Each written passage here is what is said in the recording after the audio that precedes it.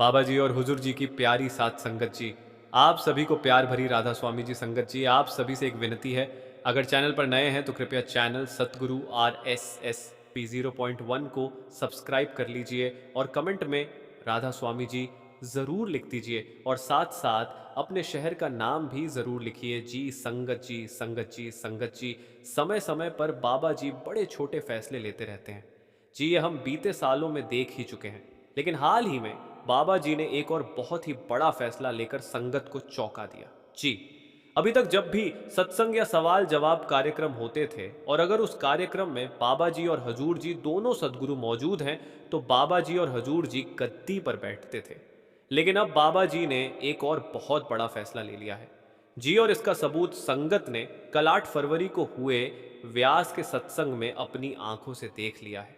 बाबा जी कल के सत्संग में गद्दी पर ना बैठकर कुर्सी पर बैठे थे, जबकि हजूर जी गद्दी पर बैठे थे। अब से संगत हमेशा बाबा जी को कुर्सी पर और हजूर हजूर जी को गद्दी पर ही देखेगी। यह फैसला बाबा जी ने खुद लिया है। जी, और इसके पीछे का क्या कारण है वह भी हम आपको बताएंगे। और एक और फैसला भी ब्यास की मैनेजमेंट ने लिया है जी, जिससे हर रोज ब्यास जाने वाली संगत को बहुत फायदा मिलेगा।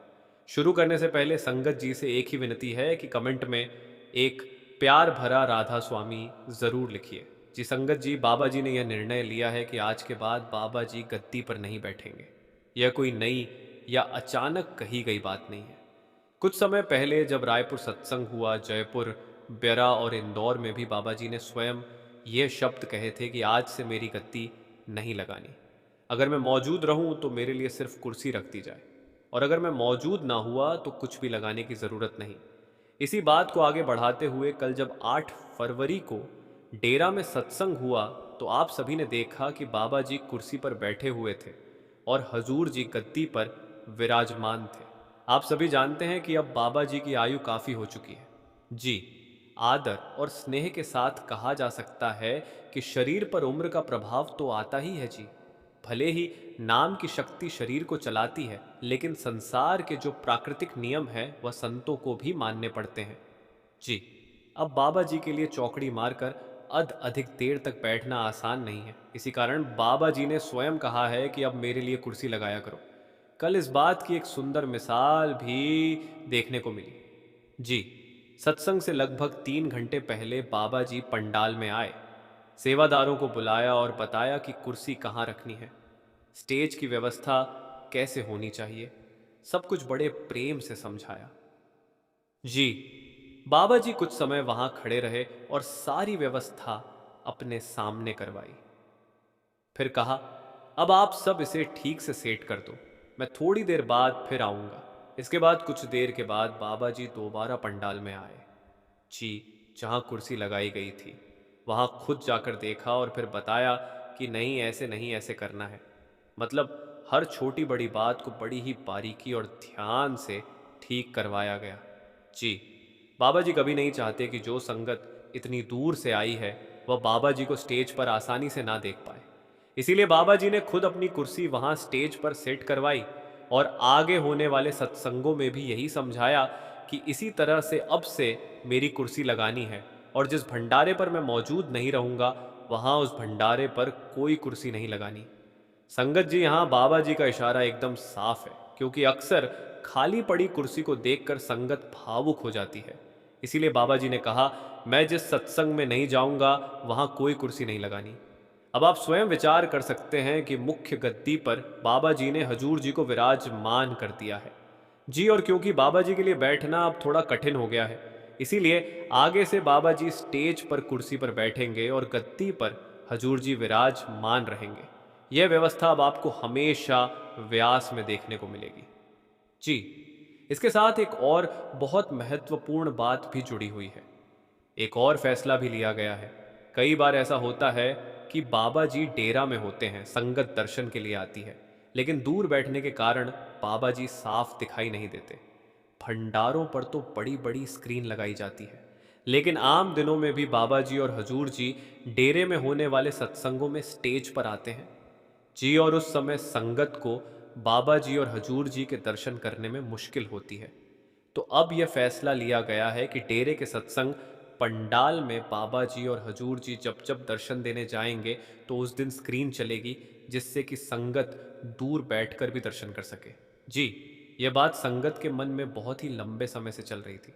जी, सच कहूँ तो बहुत सारी संगत के मन में भी यह विचार कई वर्षों से था जी, कि जब बाबा जी डेरा में उपस्थित हो तो स्क्रीन ज़रूर चलानी चाहिए, ताकि हर एक संगत आसानी से बाबा जी के दर्शन कर सके। जी, यह सब मालिक की ही मौज है। जो कुछ भी मालिक करता है वह हमेशा भलाई के लिए ही करता है। अब एक अहम फैसला लिया गया है। बाबा जी चाहे स्वयं स्टेज पर आए या ना आए, और हजूर जी तो प्रतिदिन आते ही हैं। यह सब पूरी तरह मालिक की मर्जी पर है। जी, लेकिन अब जब बाबा जी और हजूर जी डेरा में मौजूद होंगे तो स्क्रीन पूरे 7 दिन चलेगी। जी, यानी जिस दिन भंडारा नहीं भी होगा उस दिन भी स्क्रीन चालू रहेगी। आप डेरा जा रहे हैं, आपके मन में यह इच्छा है कि बाबा जी या हजूर जी के नज़दीक से दर्शन हो, तो आपको दर्शन मिल सकेंगे। जी, क्योंकि बहुत सी बुजुर्ग संगत रोज डेरा आती है। लोकल संगत तो प्रतिदिन सेवा सिमरन के लिए पहुंचती ही है।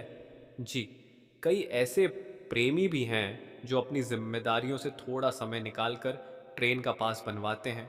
जी, और रोज लुधियाना से व्यास आते हैं। जी, शाम को वापस ट्रेन से लुधियाना लौट जाते हैं। जी, इसी तरह जालंधर से भी संगत आती है, अमृतसर से भी प्रेमी दर्शन के लिए आते हैं। इसीलिए बाबा जी द्वारा लिया गया यह फैसला वास्तव में बहुत ही सराहनीय है। मालिक सब कुछ जानता है, लेकिन हर चीज का एक समय तय होता है जी, कि कब उसकी कृपा प्रकट होगी। अब कुछ लोग ये सवाल करेंगे कि बाबा जी कुर्सी पर क्यों बैठ रहे हैं, ऐसा क्यों हो रहा है। तो आपको पहले ही बताया जा चुका है जी, कि डॉक्टरों ने बाबा जी को साफ कहा है कि अब उम्र बढ़ने के साथ साथ थोड़ी बहुत शारीरिक दिक्कत होने लगी। बाबा जी ने डॉक्टरों को दिखाया है और डॉक्टरों ने उनसे निवेदन किया है कि अब आप कुर्सी पर बैठा करें। इसीलिए इसमें किसी भी तरह की चिंता करने वाली कोई बात नहीं है। जी, संगत जी, आप सब अपने अपने सत्संग घरों में हर रविवार को देखते ही होंगे कि बुजुर्गों के लिए कुर्सियां लगाई जाती हैं, क्योंकि एक उम्र के बाद नीचे चौकड़े लगाकर बैठ पाना संभव नहीं होता। संगत जी, जब भी ऐसी कोई खबर या ऐसा कोई फैसला बाबा जी लेते हैं तो अक्सर हम सब इंसान ऐसे ही होते कि सबसे पहले हमारे मन में नकारात्मक विचार आ जाते और सही बात बाद में सोचते। इसीलिए हमें बिल्कुल भी नकारात्मक नहीं सोचना चाहिए जी। बाबा जी ने यह फैसला सिर्फ इसलिए लिया है क्योंकि चौकड़ी लगाकर बैठने के लिए डॉक्टर्स ने मना किया है। जी, उम्मीद यही है कि इस सप्ताह बाबा जी व्यास में सत्संग या सवाल जवाब कर सकते हैं। जी संगत जी, पिछले कुछ समय से लगातार बाबा जी दूसरे सप्ताह वाले प्रोग्राम में सत्संग खुद ही कर रहे हैं। जी, जबकि व्यास में सवाल जवाब बाबा जी अक्सर करते हैं। शनिवार को भी बाबा जी ने ही सवाल जवाब किए थे। अब इस सप्ताह संभावना यही है कि इस बार भी बाबा जी कुर्सी पर बैठकर ही सत्संग करेंगे। बाकी सत्संग करना या ना करना यह तो संतों की मौज होती है। जी, उनके आगे किसी का कोई जोर नहीं चलता जी, ये आप सभी भली भांति जानते हो। जी, संगत जी, आजकल एक वीडियो बहुत ज़्यादा वायरल हो रही है। उसके बाद आप सबको पता ही है कि बाबा जी नाभा जेल गए थे। जी, रोज़ कोई ना कोई एकत बयान दे रहा है। कोई बाबा जी के पक्ष में तो कोई विपक्ष में बयान दे रहा है। और कुछ लोगों की मानसिकता तो इतनी गिरी हुई है कि वो बाबा जी को भला बुरा तक बोल रहे हैं। बाबा जी ने हमें यही सिखाया है कि कोई कुछ भी बोले, लेकिन हमें उसको उल्टा जवाब देकर उसके कर्मों का भागीदार नहीं बनना है।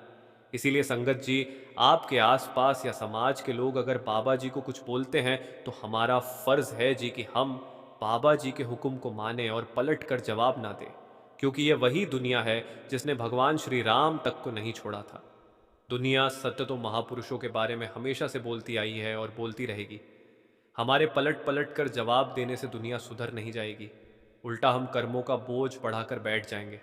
संगत जी, अब इस वीडियो को यहीं विराम देते हैं। जी, संगत जी से मेरी हाथ जोड़कर विनती है कि कमेंट में एक प्यार भरा राधा स्वामी ज़रूर लिखिए जी, और संगत के अपने इस चैनल RSSP सवाल जवाब को सब्सक्राइब करना मत भूलिए जी।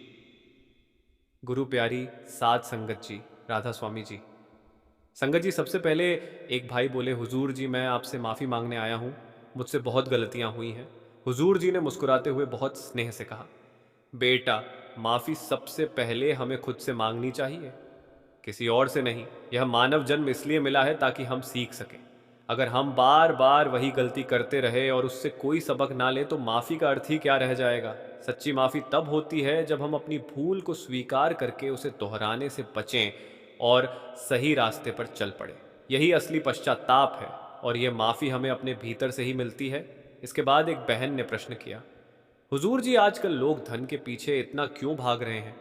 गलत रास्तों पर क्यों चल पड़े हैं? क्या पैसा ही जीवन में सबसे महत्वपूर्ण है? हुजूर जी ने बहुत सरलता से समझाया, तुम्हारा सवाल बिल्कुल सही है।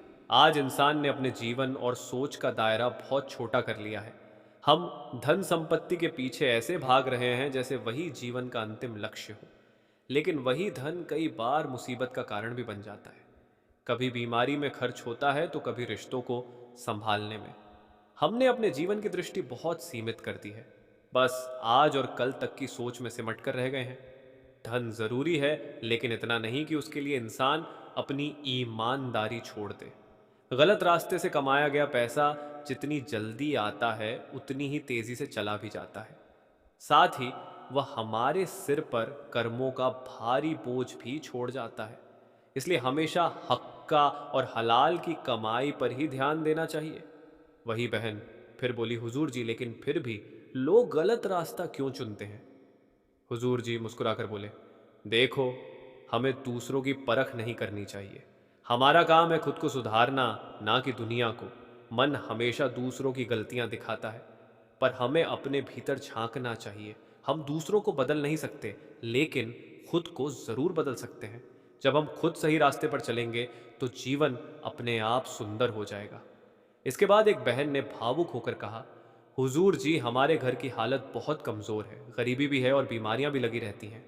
हुजूर जी ने बहुत प्यार से समझाया, बहन जी, जहाँ परिश्रम होता है वहाँ ना गरीबी टिकती है ना बीमारी। मेहनत करने वाला इंसान हमेशा ऊपर उठता है। जीवन में जो भी स्थिति मिले उसमें मेहनत करते रहो और मालिक का शुक्र अदा करो। जो कुछ भी वह देता है उसकी कद्र करना सीखो। आज जिन लोगों के पास धन संपत्ति है वे भी एक दिन में वहां नहीं पहुंचे। उन्होंने भी संघर्ष किया, दिन रात मेहनत की। इसलिए निराश मत होना, लगन और विश्वास से काम करते रहो, मेहनत का फल जरूर मिलता है। फिर एक भाई ने विनम्रता से प्रश्न किया, हुजूर जी, पहले जब मैं भजन सिमरन करता था तो बाबा जी के दर्शन हो जाया करते थे, लेकिन अब नहीं होते। ऐसा क्यों हो रहा है?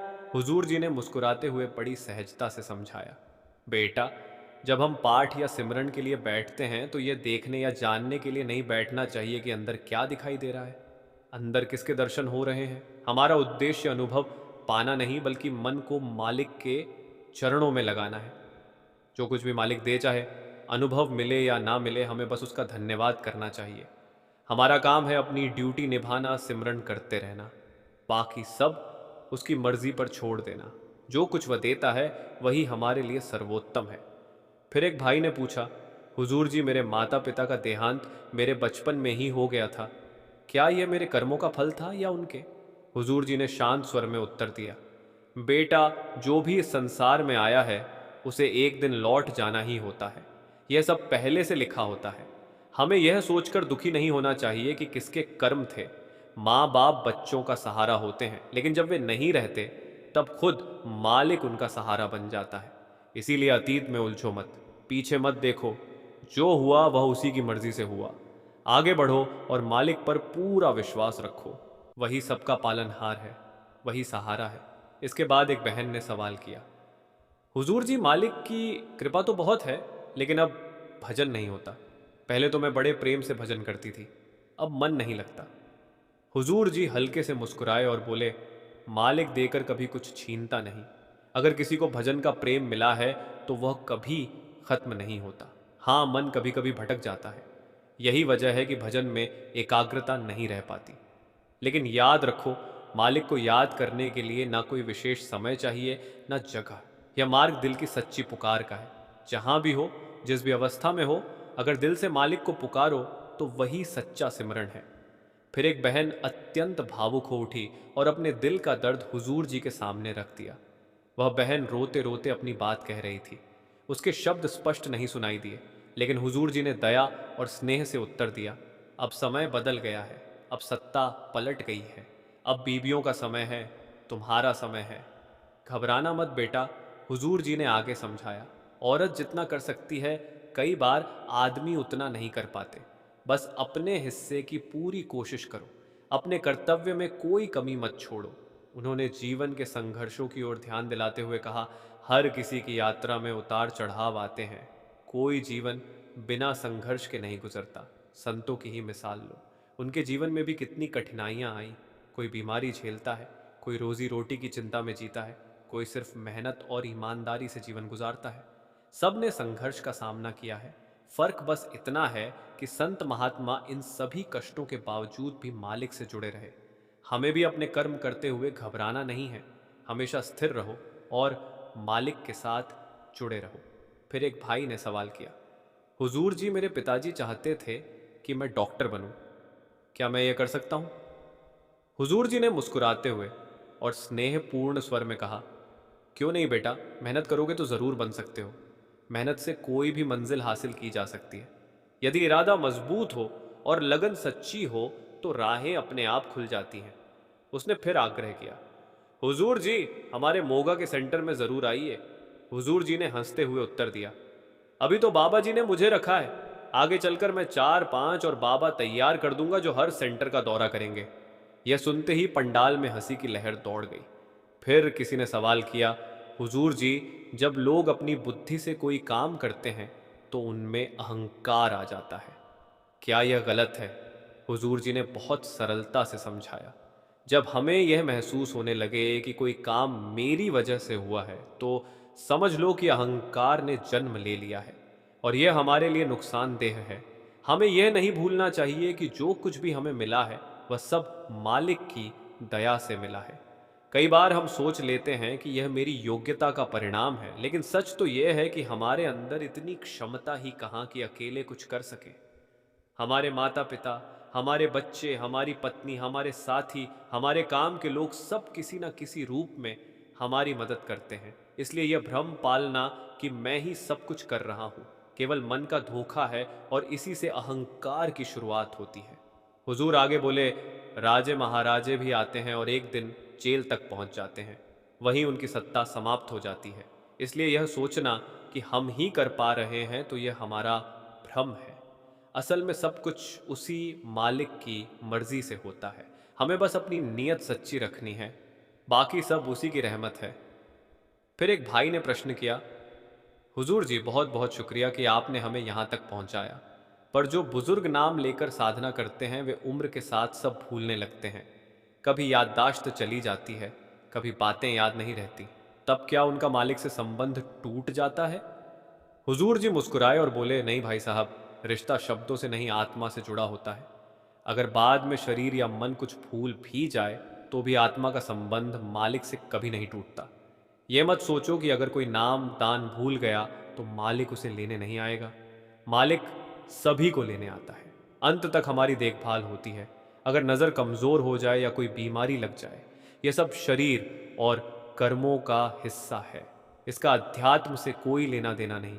शरीर के दायरे में इंसान भूल सकता है, लेकिन आत्मा अजर और अमर है। आत्मा का मालिक से रिश्ता अटूट है। फिर एक भाई ने भावुक स्वर में कहा, हुजूर जी, मैं जयपुर से आया हूँ। मेरी पत्नी का हाल ही में देहांत हुआ और कुछ दिन पहले मेरी बहन और फिर मेरा भाई भी दुनिया से चले गए। सब एक एक करके चले गए। मुझे उनकी बहुत याद आती है। हुजूर जी ने बहुत कोमल और प्रेमपूर्ण स्वर में उत्तर दिया, बिल्कुल स्वाभाविक है बेटे। जिनसे हमारा गहरा प्रेम होता है उनकी यादें हमारे हृदय को बहुत प्रभावित करती हैं। लेकिन याद रखो, हमें उनसे एक उदाहरण के रूप में सीखना है जिनके साथ हमने प्रेम किया। उनके साथ रहते हुए जो सिद्धांत और मूल्य हमने देखे वही हमें अपने जीवन में अपनाने हैं। यही उनके प्रति सच्चा सम्मान है। वर्तमान समय की मांग यही है कि हम स्वयं को व्यस्त रखें। मन को व्यस्त रखना बहुत ज़रूरी है। इसलिए सेवा में लगो, सिमरन में लगो। यदि मन खाली रहेगा तो वातावरण हमें नकारात्मक दिशा की ओर खींच ले जाएगा और हम परेशान हो जाएंगे। इसलिए मन को हमेशा व्यस्त रखना ही जीवन का मार्ग है। फिर उसी भाई ने प्रश्न किया, हुजूर जी, क्या मेरी पत्नी और भाई बहन की देखभाल मालिक करेगा? उन्हें नाम दान नहीं मिला था। हुजूर जी ने सहजता और दृढ़ता से उत्तर दिया, बेटा, मालिक सबका है, यह सोचकर मन में उलझन मत पैदा करो कि केवल नामधारी आत्माओं को ही मालिक लेने आता है। हर आत्मा, चाहे नामदान हुआ हो या ना हुआ हो, मालिक का ही अंश है। उनका संरक्षण और देखभाल भी उसी की कृपा से होता है। फिर एक भाई ने सवाल किया, हुजूर जी, मैं तो आपकी कृपा से सत्संग मार्ग पर आया हूँ, लेकिन कई लोग इस मार्ग पर आने के बाद यह सोचने लगते हैं कि केवल सत्संगी ही सही हैं और बाकी सभी लोग, बाकी सारे रास्ते गलत हैं। क्या यह सही है? हुजूर जी ने गंभीरता से उत्तर दिया, बिल्कुल नहीं। कहीं भी यह नहीं लिखा है कि मालिक तक पहुंचने का सिर्फ एक ही रास्ता है।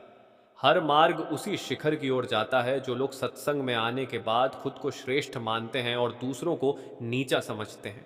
उनकी सोच पूरी तरह गलत है। हर व्यक्ति का मालिक से जुड़ने का तरीका अलग हो सकता है।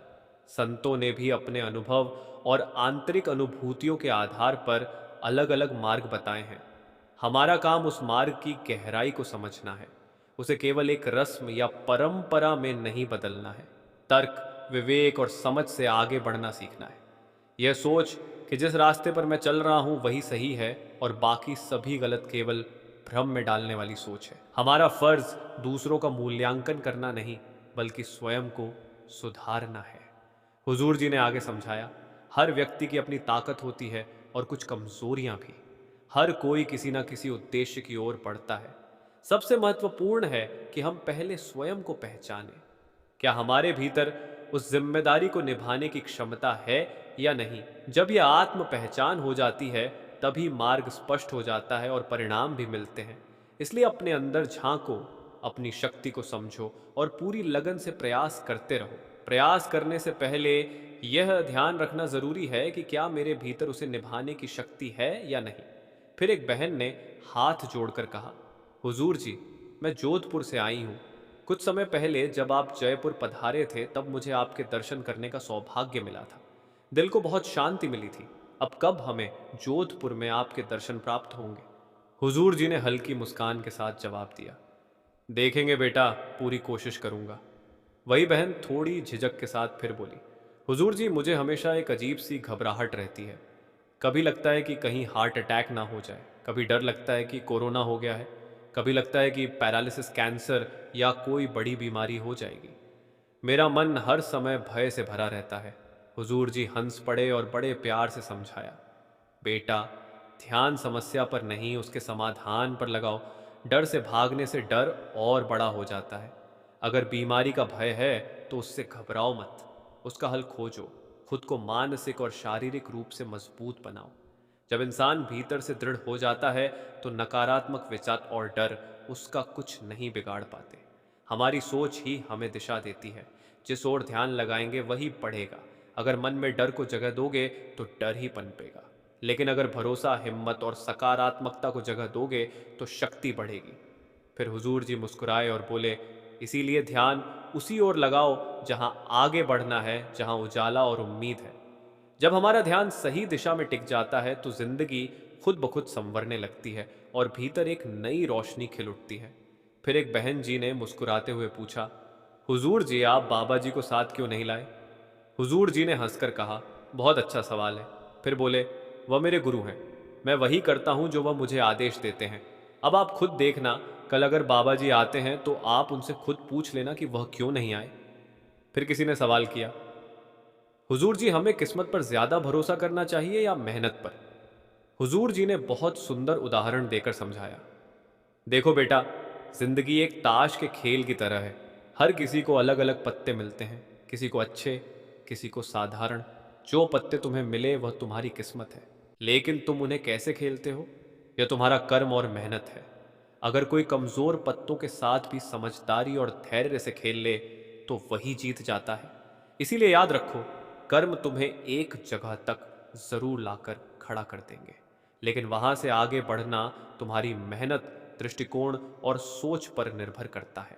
हुजूर आगे बोले, हमें हमेशा आगे देखना चाहिए, पीछे नहीं। हर परिस्थिति का पूरा लाभ, लेकिन ईमानदारी और समझदारी से उठाने की कोशिश करो। सोच समझकर कदम बढ़ाओ, तभी जीवन में स्थिरता और सफलता मिलेगी। फिर एक बहन ने नम्रता से कहा, हुजूर जी, मेरी जिंदगी में कई कठिन दौर आए, लेकिन मैंने हर पल शुक्राना ही किया। और जब भी मेरी मम्मी परेशान होती हैं मैं उन्हें समझाती हूँ कि चिंता मत करो, बाबा जी सब संभाल देंगे।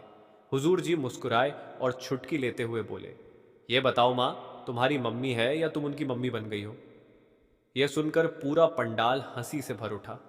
फिर हुजूर जी प्यार से समझाते हुए बोले, माँ होती ही समझदार है, उन्हें किसी से सीखने की ज़रूरत नहीं होती। अगर कभी उन्हें अकेलापन महसूस हो तो बस उनके पास बैठो, प्यार से उनका साथ दो। और हाँ, बाबा जी की रहमत सब पर है, उसका भरोसा बनाए रखो। कुछ पल बाद उसी बहन ने एक और सवाल किया, हुजूर जी जीवन का असली उद्देश्य क्या है? हुजूर जी गंभीर हो गए और बोले, बेटा जिंदगी एक सीखने की यात्रा है। हम गलतियां करते हैं, गिरते हैं, फिर उठकर खुद को बेहतर बनाते हैं, यही जीवन का मर्म है। हर घटना, हर अनुभव से सीखते हुए आगे बढ़ते रहना, यही प्रगति का रास्ता है। फिर एक युवक ने हाथ उठाकर विनम्रता से पूछा, हुजूर जी मेरे माता पिता चाहते हैं कि मैं यहीं रहकर मेहनत करूं, लेकिन मेरा मन विदेश में अपना भविष्य बनाने का है। ऐसे में मैं क्या करूं? हुजूर जी ने बहुत सहजता से समझाते हुए कहा, बेटा सबसे पहले अपनी योग्यता और क्षमता को पहचानो। याद रखना, जितनी मेहनत तुम विदेश में करोगे उतनी ही लगन यहां भी लगा सकते हो। सफलता किसी देश या जगह की मोहताज नहीं होती, वह तुम्हारी लगन, ईमानदारी और सोच पर निर्भर करती है। यह मान लेना कि भारत में मेहनत का फल नहीं मिलता, यह सोच ही गलत है।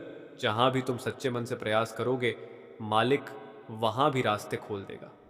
फिर हुजूर जी ने आगे कहा, आज भारत में भी तरक्की के अनगिनत अवसर हैं। यदि मन में संकल्प और कर्मठता हो तो यहीं रहकर भी बहुत कुछ हासिल किया जा सकता है।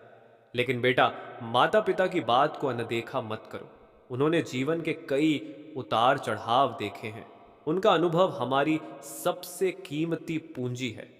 इसीलिए कोई भी फैसला जल्दबाजी में मत लेना। सोच समझकर निर्णय लो और अपने माता पिता की रहनुमाई के साथ आगे बढ़ो। फिर चाहे तुम कहीं भी रहो, मालिक तुम्हारे कदम खुद सही दिशा में बढ़ा देगा। फिर एक बहन ने भावुक होकर पूछा, हुजूर जी मेरी माँ तो सबके लिए अच्छा ही सोचती हैं, किसी का दिल नहीं दुखाती, फिर भी लोग उनके साथ ठीक व्यवहार नहीं करते। ऐसा क्यों होता है? हुजूर जी ने बहुत शांत स्वर में समझाया, बेटा जो भी किसी के बारे में बुरा बोलता या सोचता है उसका परिणाम उसे स्वयं ही भुगतना पड़ता है। जिंदगी छोटी नहीं है, यह एक विस्तृत यात्रा है। हर कर्म का हिसाब होता है, जैसा कर्म वैसा फल। फर्क बस इतना है कि किसी को उसका फल तुरंत मिल जाता है और किसी को समय लग जाता है। इसके बाद हुजूर जी ने समझाते हुए कहा, इसी कारण कोई बच्चा शांति और सुख समृद्धि वाले घर में जन्म लेता है और कोई ऐसे स्थान पर जहां संघर्ष, युद्ध या कष्ट है। यह सब हमारे पिछले कर्मों का परिणाम है। मालिक बेहद न्यायकारी है, वह किसी के साथ अन्याय नहीं करता। फिर हुजूर जी मुस्कुराए और एक उदाहरण देते हुए बोले, देखो जैसे बच्चे कोई अच्छा काम करते हैं तो उन्हें टॉफी दी जाती है, उसी तरह हमारे कर्मों का फल भी समय आने पर हमें मिलता है। जैसा बोओगे वैसा ही पाओगे, इस नियम को कोई बदल नहीं सकता।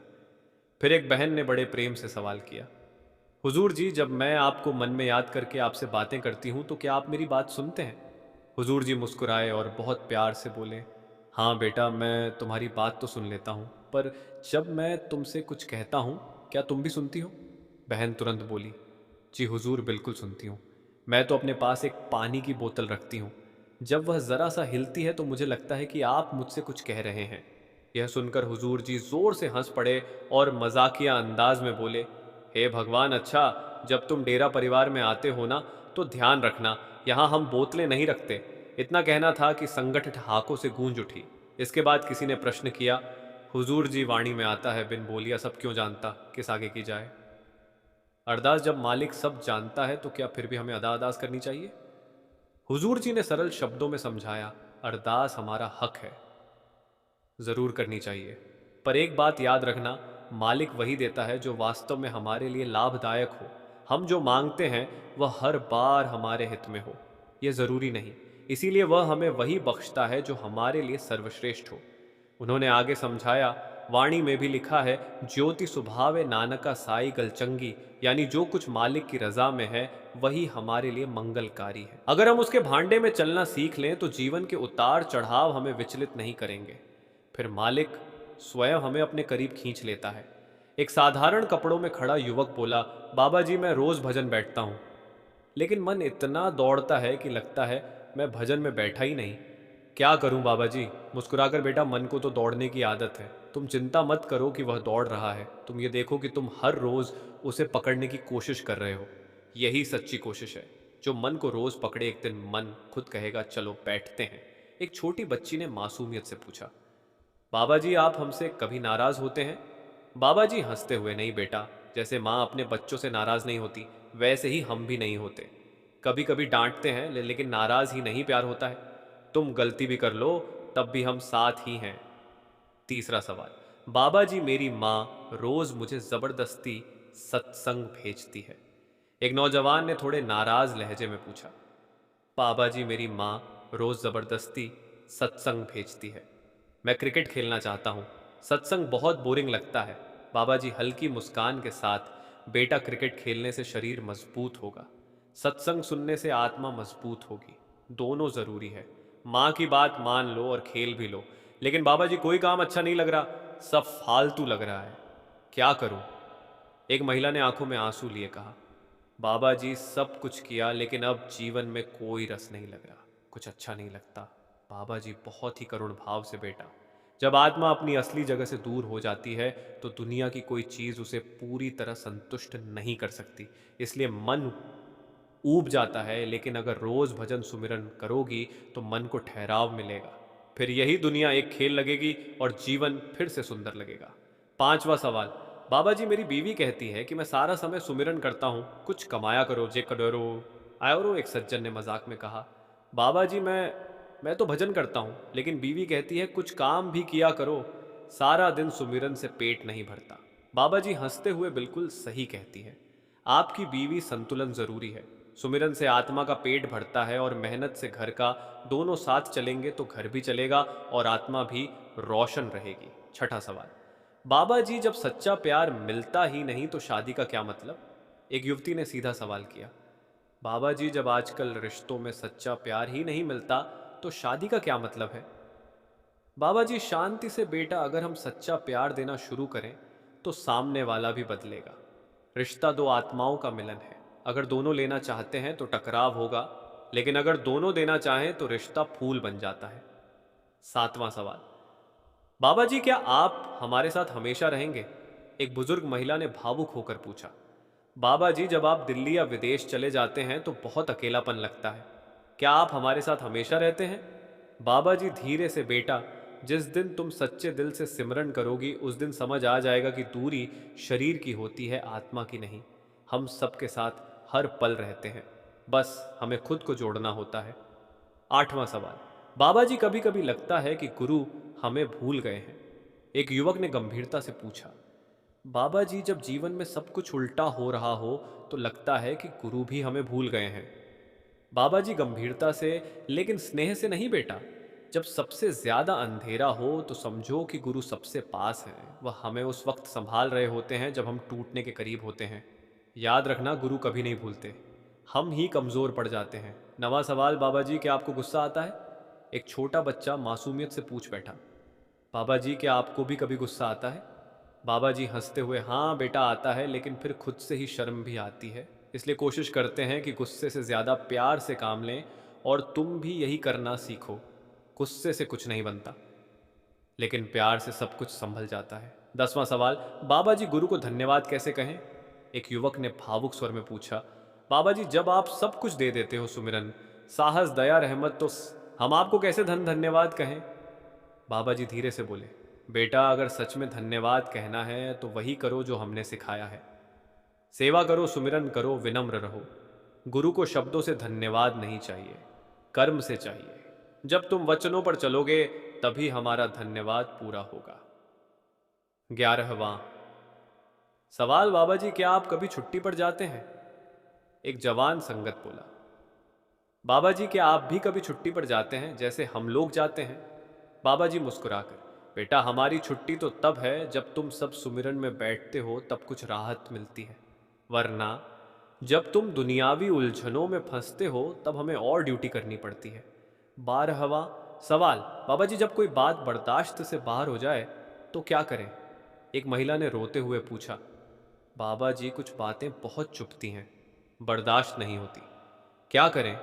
बाबा जी धीरे से बेटा बेटा चुभने वाले शब्द दूसरों के मुंह से निकलते हैं, लेकिन चोट तब लगती है जब हम उन्हें अपने दिल में बसा लेते हैं। क्षमा करना सीखो, सबसे पहले अपने लिए, वरना वह जहर हमारे ही अंदर बैठ जाएगा। 13वां सवाल, बाबा जी आप सबका ध्यान कैसे रखते हो? एक बच्चा भोलेपन से बोला, बाबा जी इतने लोग हैं, आप सबका कैसे ध्यान रखते हो? बाबा जी प्यारी मुस्कान के साथ, जैसे सूरज सबको रोशनी देता है वैसे ही प्रेम सबको पहुंचता है। तुम सब हमारे बच्चे हो और माँ बाप को यह नहीं गिनना पड़ता कि कितने बच्चे हैं, बस सबका ख्याल रखना आता है। क्या मैं ही गलत हूं? एक युवा लड़की ने उदासी से पूछा। बाबा जी मैं सबके लिए अच्छा करना चाहती हूँ, फिर भी सब नाराज रहते हैं। बाबा जी संवेदनशील होकर, बेटा अगर नीयत साफ है तो घबराओ मत। कभी कभी जब हम सही रास्ते पर होते हैं तो भी लोगों को समझने में समय लगता है। तुम विनम्रता से चलते रहो, समय के साथ सब ठीक हो जाएगा। 15वां सवाल, बाबा जी क्या गुरु हमारे कर्म बदल देते हैं? बाबा जी क्या गुरु हमारे कर्म बदल सकते हैं? बाबा जी गंभीरता से, गुरु हमारे कर्मों को काटते नहीं, लेकिन वह हमारे सहन करने की शक्ति बढ़ा देते हैं। जैसे कोई छाते में खड़ा हो, बारिश बंद नहीं होती लेकिन भीगने से बच जाता है। गुरु की रहमत उसी छाते की तरह है। बाबा जी मैं ध्यान लगाता हूँ, पर 5 मिनट में नींद आ जाती है, क्या यह ठीक है? बाबा जी हंसते हुए, कम से कम 5 मिनट तो सच्चे मन से बैठे। नींद भी एक रुकावट है जो मन डालता है, लेकिन धीरे धीरे अभ्यास से वह हटेगी। सोचो, अगर सोते सोते ही मालिक मिल जाए तो कितना आसान हो जाए। हंसी। 17वां सवाल, बाबा जी बच्चों की परवरिश कैसे करें? एक माता ने पूछा। बाबा जी मैं चाहती हूं कि मेरे बच्चे भी सच्चे रास्ते पर चले, कैसे सिखाऊं? बाबा जी शांति से, बेटा बच्चों को सीखने की जरूरत नहीं होती, वह देखकर सीखते हैं। तुम जैसा करोगी वैसा वह करेंगे। अगर तुम सुमिरन, सेवा और विनम्रता से जियोगी तो बच्चे वह अपने आप सीखेंगे। बाबा जी हम भलाई करते हैं लेकिन लोग उसका फायदा उठाते हैं। बाबा जी गंभीर स्वर में, बेटा तुम अपना कर्म करो, भलाई जो सामने वाला करता है वह उसका कर्म है। तुम्हारे कर्म ही तुम्हें मालिक के पास ले जाएंगे। हर बार हिसाब लगाने बैठोगे तो सच्ची सेवा नहीं हो पाएगी। 19वां सवाल, बाबा जी जिंदगी में सब कुछ होते हुए भी अधूरा लगता है। एक युवक ने बोला, बाबा जी मेरे पास सब कुछ है, पैसा, परिवार, सम्मान, लेकिन फिर भी कुछ अधूरा सा लगता है।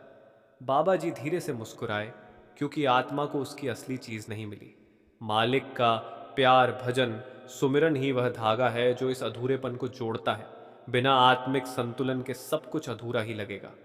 20वां सवाल, बाबा जी कभी कभी ऐसा लगता है कि अब और नहीं सह सकते। एक बुजुर्ग पुरुष ने भर्राई आवाज में कहा, बाबा जी कई बार लगता है कि अब और नहीं झेला जा सकता। बाबा जी नजरें झुकाकर, बेटा जब तुम टूटने के कगार पर होते हो तब मालिक तुम्हें सबसे ज्यादा संभालते हैं। तुम एक कदम भरोसे का रखो, मालिक 100 कदम रहमत के रखेंगे। तू अकेला नहीं है। 22वां सवाल, बाबा जी क्या मालिक हमें माफ कर सकते हैं? बाबा जी हमसे बहुत गलतियां हुई हैं, क्या मालिक माफ करेंगे? बाबा जी नरम स्वर में, बिल्कुल बेटा, जब तुम सच्चे दिल से पछताते हो और दोबारा गलती ना करने की ठानते हो तो मालिक की रहमत बरसती है। वो जज नहीं है, वो पिता है। 22वां सवाल, बाबा जी हम इतनी देर क्यों लगा देते हैं मालिक को पाने में? बाबा जी हम रोज सुमिरन करते हैं, फिर भी मालिक का एहसास नहीं होता।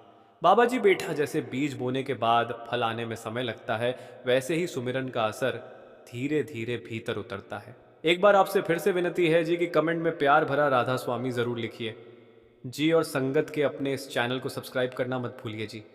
गुरु प्यारी साध संगत जी, राधा स्वामी जी।